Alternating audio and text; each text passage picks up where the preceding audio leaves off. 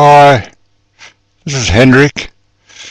This is actually Thursday in Australia, about 2 p.m. And I thought I'd put this video because I happen to be sitting here listening to the radio, and I heard a professor talking about, he wrote a book, I suppose, called The Precarious movement, and talking about a group of people in the world, a global movement, that are sort of pretty upset as to what's happening around the world. And that's why the sit-in around the world, anti-capitalism, that's why more and more people are rising up all around the world. And you saw that in the Arab area, didn't you? So there's a group of educated people, and they're educated people, and other people, of course, who have been getting up and letting their voices be heard. And Syria is a very good example at the moment. There's a whole group of people who want a other life, a proper life, and it's a life that they can see around the world. Like, they want a life like we have here, like I have in Australia. And there are people all around America. They see America life, and they see Europeans. A lot of countries, they actually see the life that is available.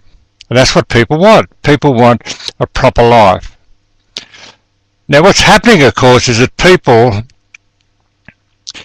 are basically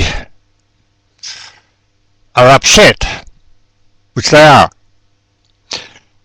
But I don't think we should make the situation complicated, because we're just talking about a human being, and what people want, they want to have, number one, a happy life. And when you're young, you want to actually be educated. You want to have the opportunity to have a job. You want to have, if you like, a life that you can have the things you really want. You don't have to be rich, but you want to have things that to be part of the life. But you can't get it. You can't get hold of it, because in some areas the people that are in charge are basically squashing people down. Oh, the bugger. Do I want to say something like that? No, I don't want to say something like that at all. Damn it! Switch your video off. Why worry about it? Why do you care? Well, I don't care, really, do I? What I do care about, of course, is that I do think about people who are actually being oppressed by countries around the world. I am concerned about that. And I think it's very, very unfair that young people and people should be in that position. Why should the people in Syria be in that position they are in today? What's wrong with the government? The government can just say, look, let's sort things out. Do you want to be free? Let's be free. Do you want democracy? Let's have democracy. And the government just says, open up and said, all right, let's do something. And get the groups together and run. Why can't they do that? Why can't they do that? Are people determined to be like Gaddafi? Just hold on to it until they're actually booted out? And Africa as well, in those countries where they're lording it over people. What's wrong with people? Why does government want to do things like that? That's the point, isn't it? Why should people be oppressed? Why should people be held down by their leaders? So that book, Precarious, I think all the problem is at the moment is that people are just sick and tired. The young people, older people, educated people in a lot of these countries are sick and tired of the way the authorities, if you like, are just holding people's aspirations down. They're not allowed to do it but I bet you can bet your bottom dollar those governments, you think about their bank accounts and think about their life and their big houses and all that sort of stuff. You see all the things they have, they're just trying to hold on to what they have. Think about our developed countries. You think about America and the credit crisis in 2008. How did that happen? It didn't happen because of the ordinary person, did it?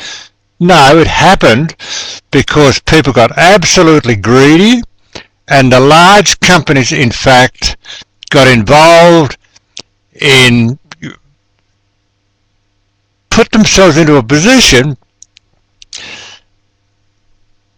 where people make heaps and heaps of money, didn't they? So these large organisations, mortgage places, all these banks and all these salesmen went around to sell, if you like, mortgages, and people, particularly the big one with the houses, of course, in America, and got people to sign up for loans that they couldn't afford, all because a group of people like salesmen and these organisations wanted to make heaps and heaps of profit. So that's a small group of people actually were just deliberately doing the wrong thing with the majority of people. And so it got so bad, of course, as you know, in 2008 everything collapsed. Now who did that? Not most people. Not most people. It's the so-called leaders around the businesses. But in the end they get a real nice flavour on things like that, isn't it? This credit crisis, isn't it? When really it's just pure greed of a small group of people that are causing the problem. In the end, we're oppressing, if you like, cheating people in their own country. Europe, the same thing. What happened in Europe now? They're in a mess like it is. Why did that ever happen? Once again, it's not the ordinary people, is it? It is, once again, the leaders and the businesses that have been just borrowing money and getting stuck into things that they had no right to get into. And now things are so bad, they can't even pay their own debts. And who causes it? The governments, the larger corporations. And all around the world it's the same. Whether it be America, whether it be in Europe, it doesn't matter where you are. There's a whole group of people who basically using their power, and they are actually been milking the societies around us, and now they're in a position where things are very precarious. So why is there a movement?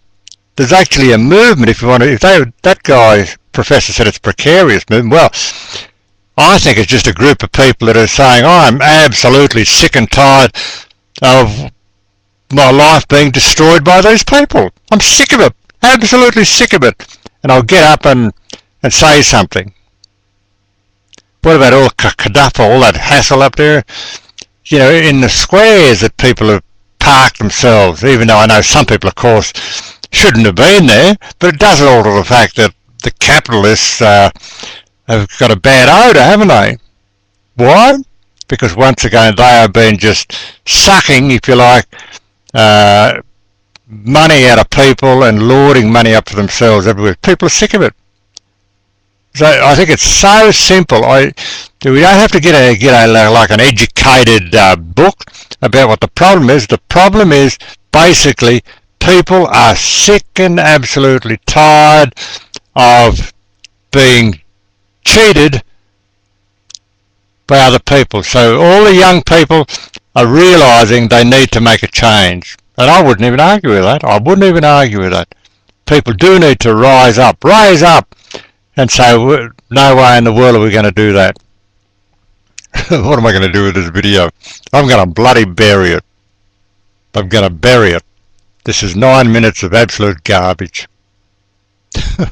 Actually, I suppose I'll put this here because I'm angry. Well, I am angry because people around the world are just being abused by those that have the power. And that happens all around here, even where I am here in Glen Innes, in New South Wales in Australia. Even though our country is in pretty good shape, it doesn't alter the fact that people are abusing the people that they're milking the ordinary guy. Come on, Hendrik, get knotted. Why did you put this up in? This is actually going to be 10 minutes of what I reckon is pure rubbish. I'm going to put this up on YouTube.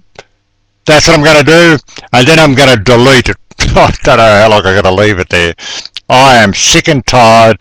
Really, I am sick and tired where people are talking about things and putting a nice flavour on it, when things are nothing but pure greed, pure oppressing of people, taking advantage of other people, and the majority of people are powerless because they're small people, poor people. Billions of people are the same. And all these people in power are just busy milking the system. It is sickening. It actually is absolutely sickening. I'm not going to argue with that. Anyway, I'm going to put it up now, and I'll probably delete it. You just watch. I'm just angry. I'm angry about that. I'm going on my computer. I'm going back to work. I had my lunch, listened to the news, got angry, put a 10-minute video up, and probably tomorrow I'll delete it. Goodbye!